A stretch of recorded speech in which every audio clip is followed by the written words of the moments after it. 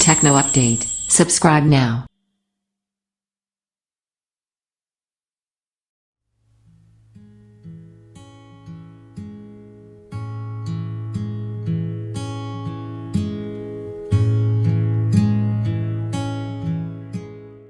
As always, you'll find all the links and show notes down below the video. At the moment, the Numbia M2 costs less than 170 bucks, and I think it brings a lot of value. In the box you get all the usual stuff, including a fast charger. We don't have a full screen design here, but the Numbia M2 is just gorgeous to look at. It's all metal, it has a really nice combination of black color with gold accents and nicely chamfered edges. The buttons are really nice too, and the phone is really thin and comfortable to hold in the hand. The display is easily one of the best in this price range. The AMOLED panel has deep blacks, punchy colors, and a good contrast. Numbia implemented a selfie camera with a lot of megapixels to play with. The fingerprint scanner is really fast and reliable to use. Nicely backlit capacitive keys also serve as a pulsing notification light. Other features include a headset jack that provides good sound quality, and the loudspeaker is actually one of the best in class, but it's placed on the bottom left side, so you will end up covering it up quite often. Here's an audio sample.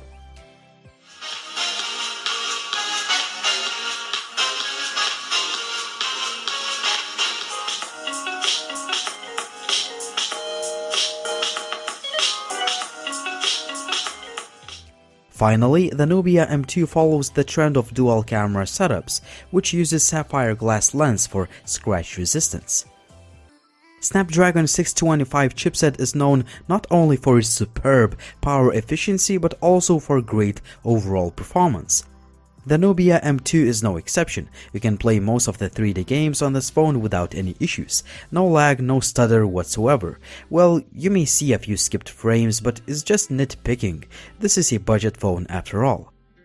Finally, the phone does not have any overheating issues. You're going to either love or hate the Numbia 4.0 user interface that is based on Android 6.0, well, at least on the official international model that I have. I usually prefer stock Android, but I kind of like this user interface even though there is no app tray, but there are quite a few customization options and tweaks to play with. Edge gestures may look like a gimmick, but they are actually useful if you get used to using them. You can also adjust display settings, customize the navigation buttons, use a split screen mode, or use gesture controls that work well. I know that a lot of you are frustrated that the phone runs Android 6 out of the box, but the overall performance is excellent. The phone is really fast and snappy even after installing plenty of applications. There are a lot of camera modes, including a slow shutter, slow motion, and a pro mode that allows you to adjust quite a few image settings. I'm tired of saying the same thing all the time, but since it's winter time, I could only test the camera on a cloudy and dark day. Still, the overall daylight image quality is one of the best in this price range, as the pictures are detailed and even dynamic range is usually adjusted properly. You can also take pretty good pictures in low light, but it depends on the situation. Some of the shots have quite a bit of noise, but they are still usable for social media.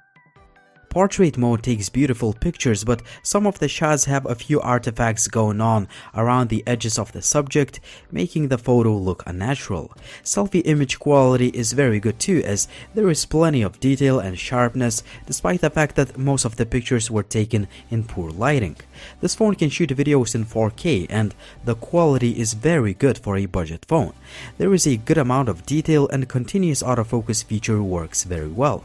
However, there are quite a few video artifacts going on, but that's the case with all budget phones. 1080p selfie video quality is very good too. Sound recording quality could be great, but the background noise reduction leads to some sound artifacts that I don't really like. In terms of connectivity, the Numbia M2 is just excellent. Call quality and signal reception are really good, Wi-Fi and Bluetooth work fine. You can also choose between 2 SIMs or 1 SIM and 1 micro SD card for storage expansion. The phone supports USB OTG, but unfortunately there is no NFC. There are quite a few sensors including a gyroscope, meaning that the Numbia M2 is compatible with VR headsets and 360 content.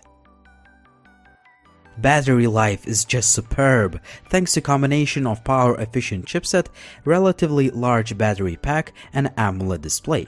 Your mileage may vary, but I was able to get over 13 hours of screen on time, which is more than enough for at least a couple of days of moderate usage. Finally, I like that you can quickly fill up the battery with a supply charger in just about 1 hour and 20 minutes. Overall, the Numbia M2 is a great budget phone. I love its design and excellent build quality, great overall performance, solid cameras, and a very good battery life. The only thing that may disappoint you is outdated Android 6, but at least the phone is. I didn't expect much from this phone, but after using it for a couple of weeks, I can easily recommend it as one of the best phones in this price range, as it offers a lot of value for the price.